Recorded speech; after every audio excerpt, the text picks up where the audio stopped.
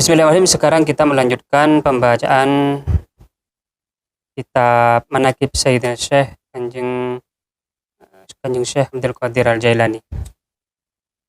Bismillahirrahmanirrahim. Nabidhan lima'lufil is'afi wal is'adih. Nabidhan membuang lima'lufil is'afi, ma'luf kebiasaan, al-is'af pertolongan, wal is'ad dan kebahagiaan. Jadi di awal-awal perjalanan spiritual Kanjeng Syekh Abdul Qadir Al-Jailani ini, beliau membuang kebahagiaan dan pertolongan. Secara lebih konkret, hatta annahu makatha khamsan wa ishrina sanatan, hingga beliau makathah berdiam khamsan wa ishrina sanatan 25 tahun, sairon fi sohra'il Iraqi, sairon berjalan fi sohra'il Iraqi, di padang pasir Irak, wa kharabatihi dan puing-puing perumahan Irak. Jadi selama 25 tahun Sayyidina Syekh Abdul Qadir Jailani ini berjalan di padang Sahara Irak. Bayangkan 25 tahun dia membuang pertolongan dan kebahagiaan. Ini banyak, kalau mau dijelaskan ini panjang lebar, banyak sekali. Ini bisa masuk pada bab uzlah, uzlah zahir batin. Beliau menjauhi makhluk, hatinya hanya untuk Allah Subhanahu wa Ta'ala. Di padang Sahara, padang tandus, nggak ada apa-apa, nggak ada makanan, nggak ada macam-macam. Yang ada hanya pasir seluas-luasnya. Ini menempa tawakal kepada Allah Subhanahu wa Ta'ala. Ini tawakal zahir batin ini. Ini sudah benar-benar. Karena memang semua dimudahkan untuk menempuh perjalanan sesuai dengan derajat spiritualnya masing-masing.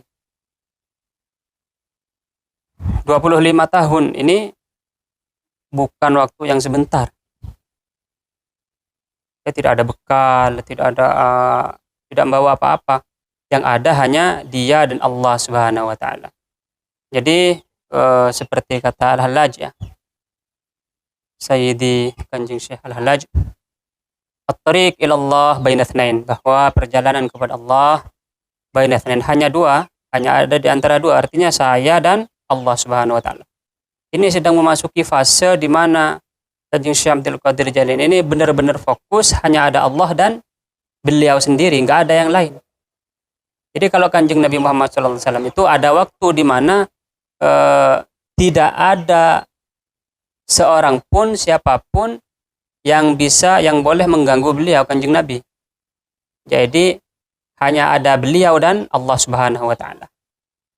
Ini selama tahun Kanjeng Syekh Abdul Qadir Al-Jailani. Wa kharabati, kharabat ini juga penuh dengan makna simbol-simbol.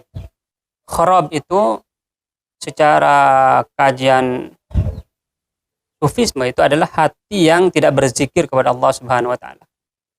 Jadi di dalam manaqib ini, secara selain ini menggambarkan proses perjalanan Kanjeng Syekh Abdul Qadir Al-Jailani dalam menapaki makom-makom spiritualnya, ini juga memiliki banyak simbol-simbol untuk kita memahami bagaimana kita mencoba ke dalam diri kita sendiri. La ya'rifun nasa wa la ya'rifunahu, la ya'rifun nasa. Syekh Abdul Qadir Jailani tidak mengenal manusia, tidak tahu, memang tidak ada manusia sama sekali di situ. Wa la ya'rifunahu, dan manusia tidak mengenal beliau. Artinya benar-benar kosong. Jadi dalam salah satu kata hikmah adalah bahwa kosong adalah isi adalah kosong. Artinya ketika hati itu dikosongkan oleh seluruh alam semesta, termasuk manusia, hewan, benda-benda yang lain, maka dia akan terisi sepenuhnya oleh Allah Subhanahu wa Ta'ala. Sehingga tidak ada yang berada di dalam hatinya dan tidak ada yang berada di luar hatinya kecuali hanya Allah Subhanahu wa Ta'ala. pikirannya, badannya, hatinya, semuanya fokus kepada Allah SWT. Tidak mengenal manusia. Ini la ya'rifun nas, fokus pada manusia, karena manusia adalah al-insan, adalah makhluk yang paling sempurna. Jadi hewan, tumbuhan, di bawahnya lagi hewan mati, benda mati itu sudah tidak ada lagi. Jadi yang ada hanya Allah Subhanahu wa taala. Faya'dhilunahu an amrihi wa yasrifunahu. Faya'dhilunahu, maka manusia itu adalah meninggalkan an amrihi, dari urusan syahadil qadir, artinya mengabaikan, wa yasrifunahu, dan menjauhi. Jadi dijauhi, intinya beliau ini sedang bertapa, bertirakat, benar-benar hanya fokus kepada Allah Subhanahu wa taala.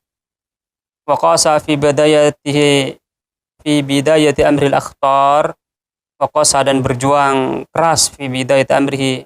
Ini penting sekali. Wa qasa fi bidayati amrihi, di awal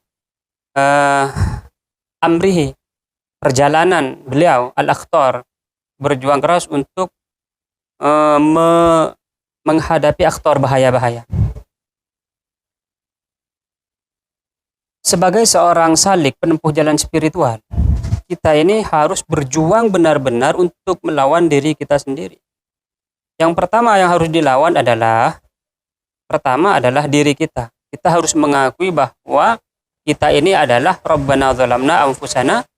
Rabbana zalamna anfusana. Rabbana zalamna anfusana ini adalah jurusnya Nabi Adam alaihissalam. Wahai Rabbana, wahai Tuhanku, zalamna, kami zalim. Jadi harus mengakui, bertaubat. Ini adalah awal bidayah. Nah, untuk bertobat ini benar-benar orang yang bertobat adalah orang yang mendapatkan hidayah dari Allah Subhanahu wa taala, mendapatkan taufik. Jarang orang menyadari. Tapi kalau dalam kajian-kajian sufisme, taubat ini adalah awal pintu gerbang untuk menuju Allah Subhanahu wa taala. Man la taubata lahu la maqama lahu. Siapa yang enggak bertobat berarti dia tidak punya makom. Nah, maka akhtar di sini salah satunya bisa secara spiritual, secara batin. Salah satunya, bukan satu-satunya. Ini yang pertama harus dilawan adalah bagaimana kemauan kita untuk tidak bertobat itu harus dilawan dengan tobat. Gitu. Tobat ini penting sekali. Dan hukumnya adalah wajib. Makanya belajar tasawuf itu fardu ain. Ada yang fardu ain. Karena penyakit seperti sombong, ujub, riya, wajib dihilangkan, dan itu dipelajari dengan sungguh-sungguh itu di dalam tasawuf. Itu secara sistematis bagaimana menghilangkan takabur itu, dipelajari definisinya, dipelajari efeknya, dipelajari seluk-beluknya, dipelajari lapisan-lapisannya, segala macam. Sehingga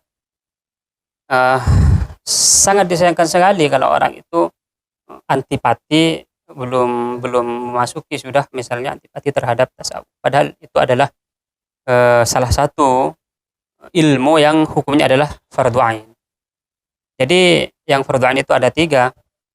Ilmu akidah, ilmu fikih, ilmu tasawuf. Ini fardhu ain. Jadi ada beberapa bab yang harus dipelajari oleh seluruh umat Islam. Lalu setelah itu pada tahap selanjutnya adalah fardu kifayah. Fama taraka haulan illa rakibahu wa qaffara minhul kifara. Fama taraka, beliau tidak meninggalkan haulan. Haulan ini ahwali muktahimi, kalau dalam burda itu ahwal, kegentingan, illa rakibahu, kecuali rakibah, mengendarainya. Nah, ini penting sekali juga bahwa Syekh Abdul Qadir Al-Jailani itu setiap ada rintangan langsung beliau tunggangi. Artinya rintangan itu dikendalikan.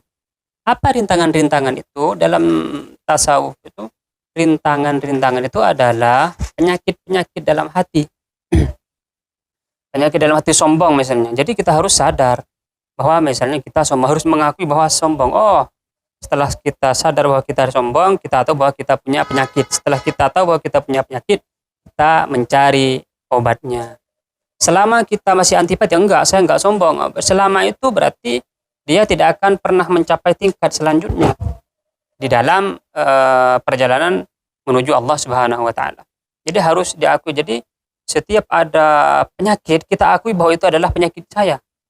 Saya adalah orang yang sombong, orang yang ujub, orang yang ria, harus diakui dulu semua, baru kita koreksi itu satu persatu. Saya adalah orang yang berdosa. Ini adalah ilmu yang perlu untuk mengoreksi diri kita. Jangan mengoreksi orang lain. Kalau mengoreksi orang lain udah beda lagi. Wa qaffara minhul kifara, dan qaffara minhul kifar, berjalan mengikuti al-kifar, tanah tandus, selama 25 tahun itu. Qaffar minhul kifar ini juga bisa diartikan secara simbolis. Wa kana libasuhu jubbata sufin. Insyaallah ini kita akan lanjutkan pada selanjutnya. Bagaimana jubah atau pakaian Kanjeng Syekh Abdul Qadir Al-Jailani, lalu bagaimana pakaian di kepalanya apa, terus apakah beliau pakai sendal, bagaimana. Insyaallah kita akan lanjutkan pada pertemuan selanjutnya. Wallahu a'lam.